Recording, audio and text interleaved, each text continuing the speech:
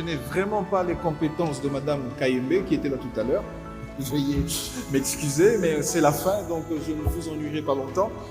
Mais nous passons à l'étape maintenant de restitution.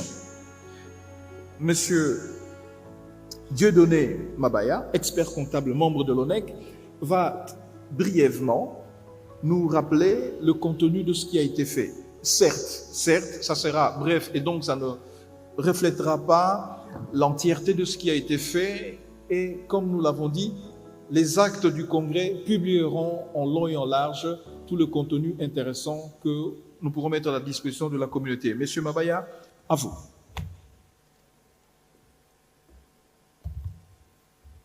Merci, monsieur le professeur, pour la parole. C'est un exercice assez difficile. Après tous les brillants exposés que nous avons suivis depuis hier et aujourd'hui, on demande de faire une restitution. Nous allons essayer de nous livrer à cet exercice en vous donnant en quelques minutes la quintessence de ce qu'a été notre congrès. Mais avant de commencer, nous allons commencer par un petit exercice de calcul mental. Nous allons vous demander de retenir 3 chiffres. Le premier chiffre, c'est 1. Le deuxième chiffre, c'est 3.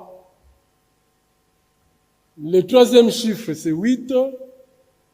Et le quatrième chiffre, c'est 31. À la fin de cette petite restitution, nous allons vous donner l'énigme de ces 4 chiffres. Notre congrès, qui a débuté hier, a commencé par une séance d'ouverture avec 3 moments forts.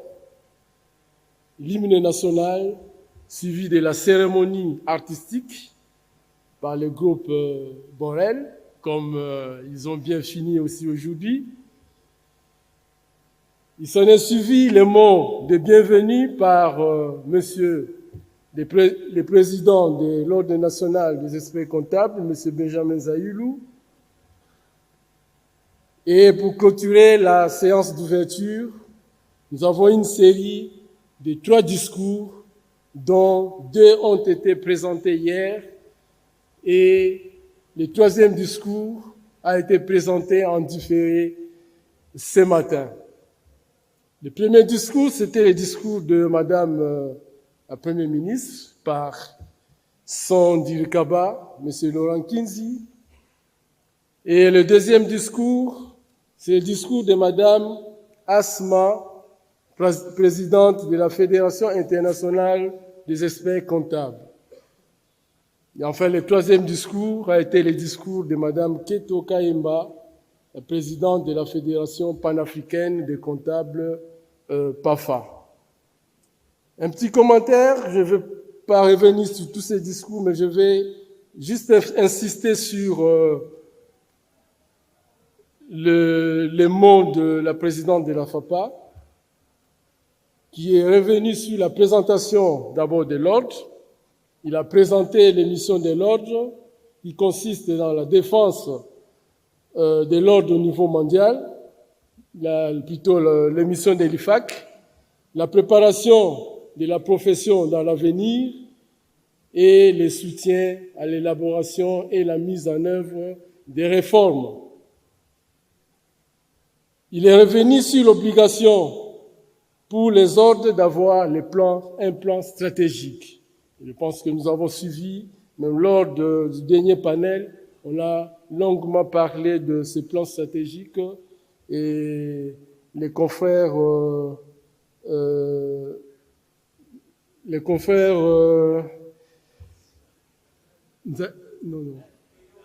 Théondangui, voilà, est revenu longuement sur ces plans stratégiques. Et enfin, la présidente est revenue sur la notion de la durabilité, qui est aujourd'hui une notion avec laquelle les experts comptables nous devons composer. Nous avons vu défiler le bailleur de fonds, le partenaire au développement, et ceux qui sont en contact avec les projets de développement savent qu'aujourd'hui, aucun projet ne peut être présenté au niveau de la Banque mondiale, de tous ses partenaires, s'il ne contient pas des volets de la durabilité. Et donc, nous, en tant qu'experts comptables, commissaires aux comptes ou je ne sais pas quoi, nous sommes appelés à pouvoir vérifier ces informations en rapport avec la durabilité et de donner également notre avis.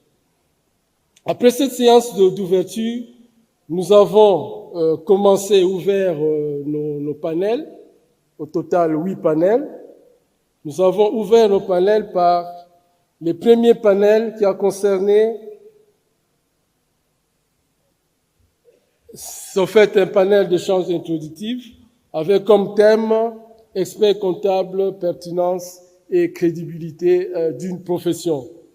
Ce panel introductif a été animé par d'éminents experts comptables, dont le président Benjamin Zayoulou, président de l'ONEC, Monsieur Mamou Fall, président honoraire de la Fédération internationale des comptables francophones, et Monsieur Frénan Meillard, qui est vice-président de l'Institut des réviseurs d'entreprise de Belgique.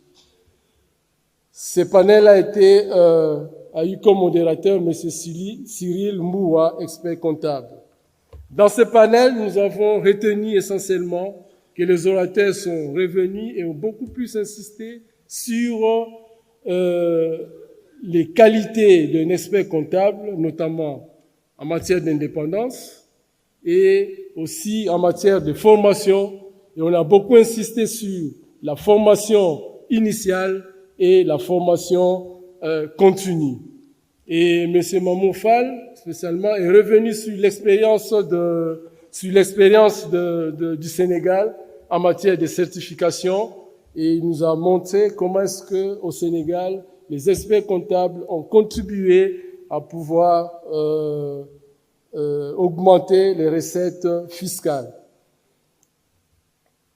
Monsieur Fernand Maillard est revenu sur sur l'expérience de la Belgique, où nous avons pratiquement l'ordre, et en fait il y a deux organisations comptables.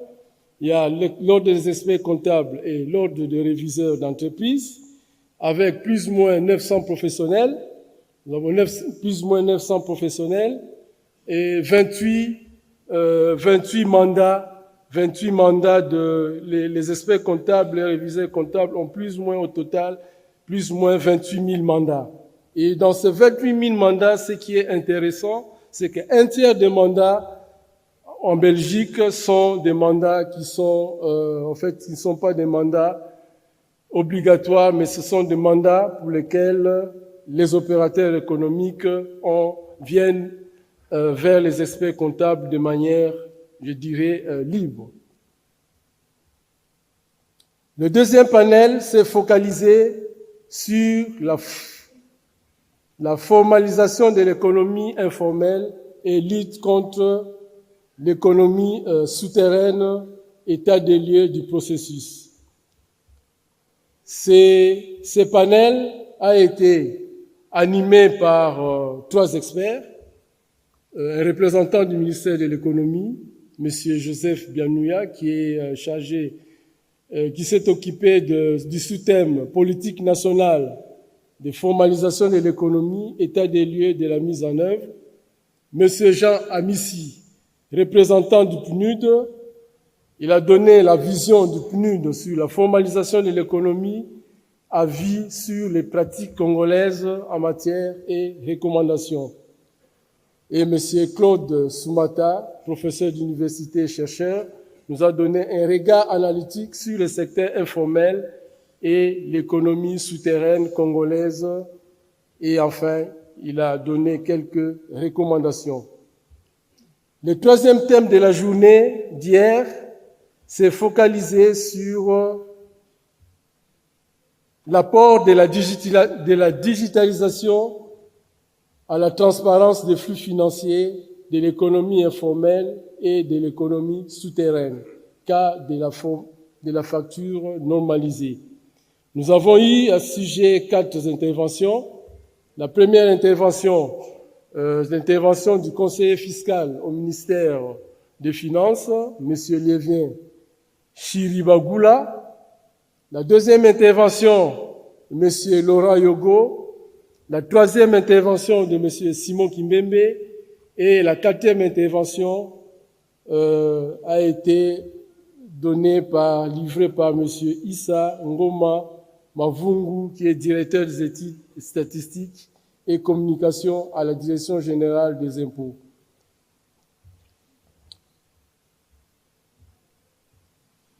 Le quatrième panel de la journée, la politique nationale de lutte contre le blanchiment des capitaux, le financement du terrorisme et la prolifération des armes de destruction massive en RDC, comprendre la mosaïque institutionnelle. Et là, nous avons eu les interventions des officiels qui constituent un peu la mosaïque de la lutte anti-blanchiment en RDC. Nous avons eu les représentants de l'ACB, l'Association congolaise des banques, M. Isaac Mukendi. Nous avons eu l'intervention de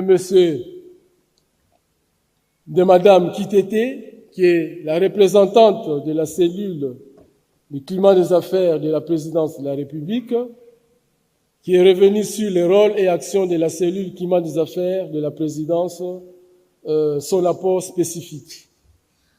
M. Patrick Mbaji Kapaji, qui est analyste à la cellule nationale de renseignement financier, est revenu sur la présentation de la stratégie LBCF, donc de la lutte contre le blanchiment et le financement du terrorisme, de la RDC et point de mise en œuvre et réforme.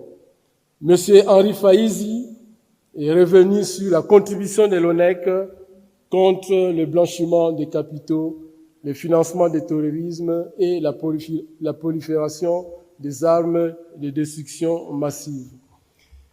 Je me réfère un petit commentaire sur l'intervention de M. Faizi qui a en fait démontré qu'en ce qui concerne les experts comptables, parmi les EBNFD, donc les entités non financières, l'ordre des experts comptables est parmi les entités qui ont une certaine connaissance déjà de cette matière, de cette question, de cette problématique de lutte contre le blanchiment des capitaux et de financement du terrorisme. Il a donné plusieurs exemples de formations qui ont été initiées par l'ordre des experts comptables ou par les experts comptables avant même la création de l'ordre et même sous l'ordre des experts comptables, il y a des formations qui continuent à être assurées. Le cinquième panel de la journée d'hier, dernier panel de la journée d'hier, qui portait sur la fraude, le détournement et la corruption, a été animé par 4 experts.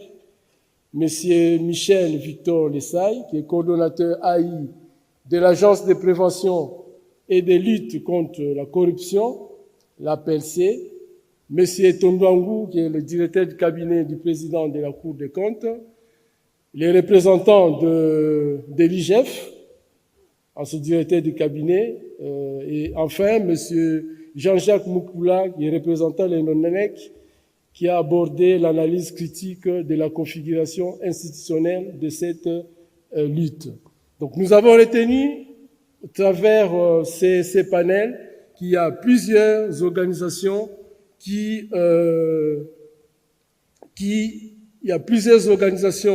y a une volonté politique d'abord au niveau de la lutte contre la fraude en RDC, une volonté politique qui est manifestée notamment par la création de l'APLC, par la redynamisation du rôle de contrôle de l'IGF, mais on a également noté qu'il y a un certain télescopage parfois de ces organisations, et donc il y a lieu de pouvoir harmoniser au niveau des interventions de ces différentes institutions. La journée d'aujourd'hui, donc le deuxième jour de notre congrès, a débuté avec la troisième session sur les défis de la bonne gouvernance des entités publiques. Le premier thème, le premier panel de la journée,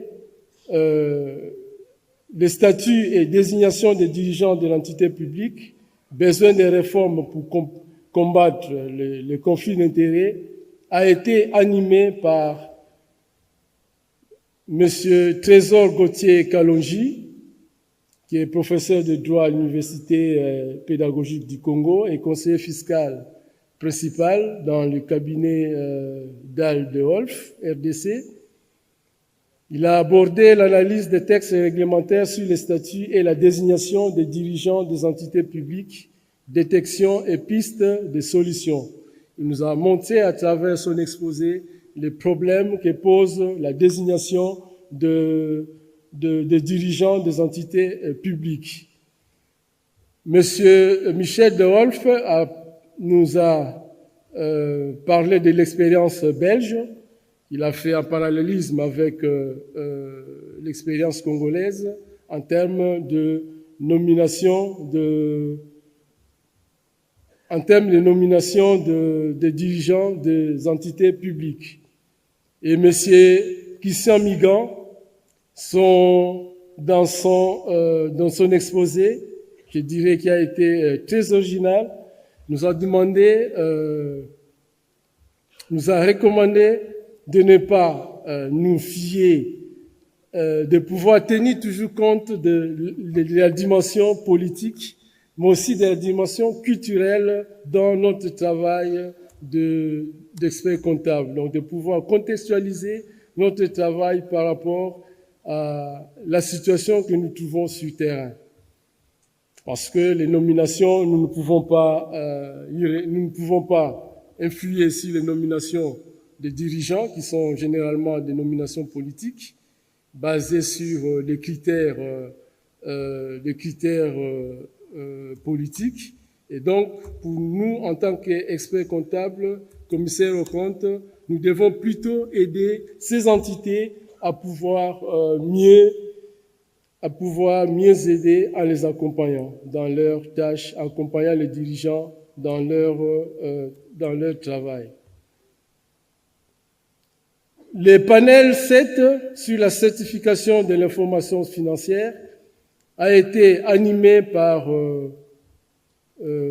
4 experts, Monsieur Patrick De Wolf, avocat au barreau de Bruxelles et de Kinshasa, avocat au barreau de Bruxelles et de Kinshasa, Monsieur William Mouyamba, secrétaire général du Conseil permanent de la comptabilité en RDC, et Monsieur Jean-Pierre Fingou, expert comptable de l'ONEC, qui nous a parlé du partage d'expérience des experts comptables, leçons et recommandations. Monsieur Bertin Madarama Basegzage, chef de division à la Direction générale des comptabilités, lui a traité les sous-thèmes commentaires sur la comptabilité de l'information financière des entreprises du portefeuille de l'État. Et enfin, le dernier panel de la journée sur l'accompagnement des partenaires techniques et financiers dans la promotion de la bonne gouvernance, pistes pour améliorer la transparence financière, a été animé par un panel constitué de cinq experts. Madame Beth Mwangi, spécialiste principale en gestion financière à la Banque mondiale, qui nous a parlé de la stratégie et action de la promotion de la bonne gouvernance en RDC. Madame Anastasie Mazango Limboto, représentant du PNUD, et s'est penchée sur l'implication du PNUD dans les réformes favorables à la bonne gouvernance, en donnant le bilan et recommandations. Monsieur Souleymane Koné, directeur, il a été remplacé par Monsieur Losombo, pour le compte de la BAD, Monsieur Godet Misenga pour le compte du comité des réformes des finances publiques, COREF, et Monsieur Théo Ndangui pour le compte de l'ONEC. Donc voilà, chers confrères, l'essentiel de notre congrès qui a commencé hier et qui est en train de s'achever aujourd'hui. Et donc, s'il faut revenir, je reviens à l'énigme que je vous ai donnée sur les 4 chiffres au début de mon intervention. Le chiffre 1, c'est nous avions un thème, notre congrès. Le chiffre 3, 3 sessions. Les thèmes que nous avons développés ont été structurés en 3 sessions. Les chiffres 8, ce sont les 8 panels. Et les chiffres 31, ce sont les 31 sous-thèmes qui ont été développés au cours de notre congrès. J'ai dit et je vous remercie.